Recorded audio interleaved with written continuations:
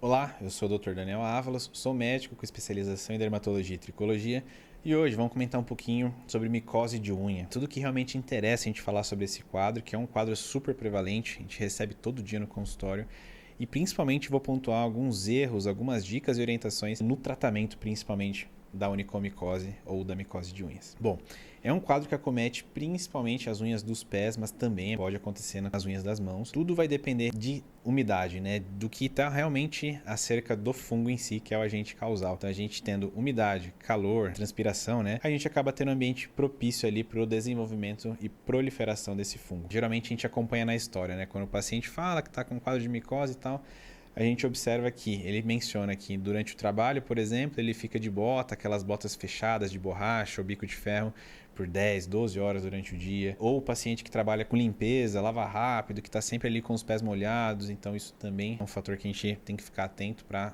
realmente fazer o nosso diagnóstico durante a consulta. Pacientes que acabam tendo nas mãos também, quem trabalha em restaurante, às vezes na parte de limpeza, lavando prato, contato com água ali por muitas horas durante o dia, sem luva, sem a higienização correta.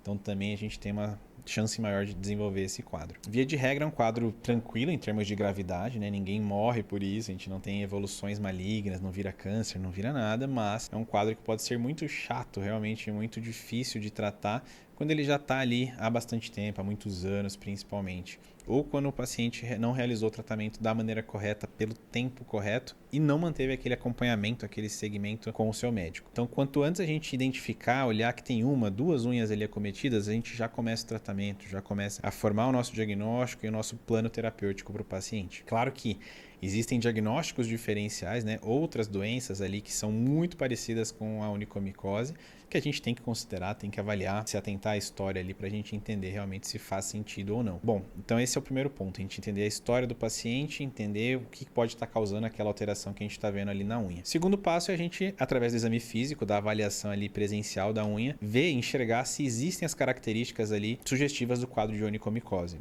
No caso, utilizando aqui já um pouco os termos médicos, né, e deixando isso claro para vocês também, a gente vai observar geralmente uma onicólise, que é uma quebra distal, né, uma quebra da porção final ali da unha. Então a pontinha, o rebordinho da unha ali acaba quebrando, ela se abre, né, ela delamina, solta uma camada da outra e acaba realmente ficando aquela unha meio oca, um pouco realmente mais solta na pontinha. Isso pode não ficar só na pontinha e realmente cometer toda a lâmina ungueal, se estender, e aí já é um quadro mais avançado. Mas esse é um ponto importante, que é essa onicólise. Outro ponto importante é a cor da unha. Geralmente a gente tem uma cromonique amarelada, que é a cor amarelada da unha. Muitas vezes ela pode ter um amarelamento que é por conta de esmalte, que aí falseia um pouco o diagnóstico também. Pacientes que não tiram esmalte sempre estão trocando semanalmente, a unha pode ter essa coloração, que não é patológica nesse caso, é só algo momentâneo, mas ela realmente, no caso da onicomicose, pode ter essa cor mais amarelada, mais concentrada. Principalmente quando o paciente fala que não está utilizando esmalte ou já não utiliza esmalte habitualmente, então a gente tem que ficar atento quanto a isso. Algumas outras colorações podem indicar outros diagnósticos, então unhas esverdeadas, acinzentadas, podem indicar uma infecção bacteriana, por exemplo, por pseudomonas, enfim. No caso da micose causada por fungos, geralmente ela está mais amarelada, mas pode ter outras pequenas variações. Outro ponto importante é a hiperkeratose subungueal, que é basicamente aquela massinha que fica embaixo da unha, aquele espessamento da unha, que a gente vê bastante. Isso daí realmente também já diz mais para o lado de um quadro de onicomicose. Outros acometimentos infecciosos também podem ter, mas geralmente é algo mais encontrado na onicomicose. E muitas vezes a gente tem essas três associações, esses três principais achados, né? Às vezes é só um, dois, três, mas na maioria das vezes a gente já vê os três quando o quadro já está bem extenso, já bem prolongado. Outro ponto importante, nem sempre a micose de unha vai dar algum sintoma. Às vezes o paciente não sente coceira, não sente dor, não sente nenhum desconforto. Então isso também está relacionado. E muitas vezes ela pode ter surgido ali de algum trauma. Então às vezes o paciente relata que estava jogando bola, bateu, machucou a unha, prendeu no carro, teve algum tipo de trauma, um pisão, e aí a partir daquilo a unha pode ter caído, se soltado, ter formado um hematoma, e aí o fungo entra, aí o fungo começa realmente ali a se proliferar. Então isso também é importante a gente se atentar na parte da história ou no achado que a gente está vendo ali realmente durante a consulta. Isso é o que a gente faz nessa avaliação inicial ali subjetiva durante a consulta. Objetivamente a gente tem um exame que é o micológico da unha, que a gente chama o OMD, que é um exame realmente que a gente tira um pedacinho da unha, uma lasquinha, manda para o laboratório para ser feita uma análise, para indicar se naquele fragmento existe de fato a presença de fungos, qual tipo de fungo, de qual grupo, de qual família ele é, quando possível. Então isso já dá um norte para a gente quanto à questão de tratamento, do que vai ser realmente utilizado como antifúngico nesse caso. Nem sempre, claro, a gente utiliza o micológico, esse exame. Muitas vezes o diagnóstico é clínico, a gente bateu o olho, examinou, tem todos os achados sugestivos de onicomicose, a gente inicia o tratamento. Mas é uma ferramenta a mais que a gente tem ali de diagnóstico, que a gente utiliza quando muitas vezes o paciente não está respondendo da maneira correta, ou muitas vezes já trocou de antifúngico 2, 3 vezes e realmente a gente não está saindo do lugar.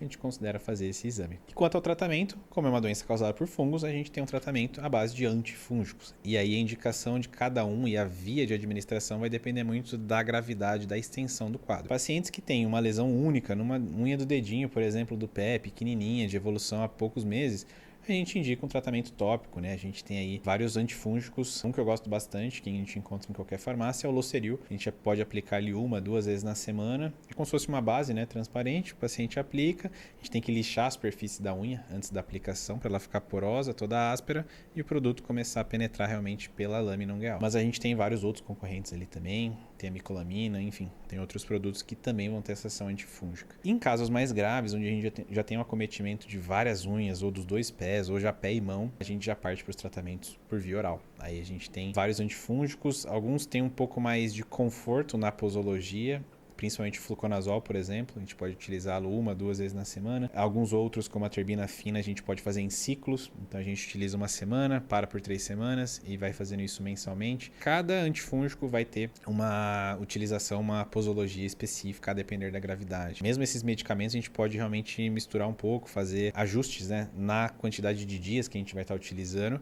mas via de regra todos eles a gente vai utilizar por muitos meses. Essa é a parte chata do tratamento. O tratamento de onicomicose é um tratamento prolongado. Então, a gente tempo médio ali de 1 ano e meio de tratamento. Seja tópico, seja por via oral. E muitas vezes mais do que isso. Pacientes que já têm um quadro de micose de unha ali há 20, 30 anos, a gente vai demorar também muitos meses, muitos anos para conseguir ter o tratamento eficaz. Assim como os casos mais rápidos, o tratamento pode ser em poucos meses, mas em média 1 ano e meio. E é importante que a gente esteja sempre avaliando esse paciente ao longo desses meses, né? Rotineiramente, não só para avaliar a evolução, se o quadro está melhorando de fato ou não. Muitas vezes o paciente não percebe melhor, ele olha para baixo, vê que as unhas estão ali realmente ainda amareladas, ainda um pouco mais espessas, mas quando a gente faz uma avaliação dermatoscópica ali, a gente vê que já tem uma melhora, a unicólise já vai melhorando, aquela coloração já está ficando um pouco mais clarinha. Então isso é importante a gente acompanhar, porque isso é um fator de prognóstico, a gente entender se a gente está indo no caminho certo. E outro ponto é porque a gente provavelmente vai realizar alguns exames periodicamente, exames de sangue para avaliar a função do rim, do fígado, ver se está tudo certinho. Isso vale para qualquer remédio que a gente vai fazer de uso contínuo, mas no caso aqui é importante a gente fazer esse acompanhamento mais à risca, avaliar também colesterol, triglicéridos do nosso paciente, entender se não é um paciente que tem alguma comorbidade que possa contraindicar a utilização de um antifúngico por tantos meses, por tantos anos. Então é sempre importante a gente enxergar dessa maneira. Às vezes a gente vai até conversar com o clínico, né?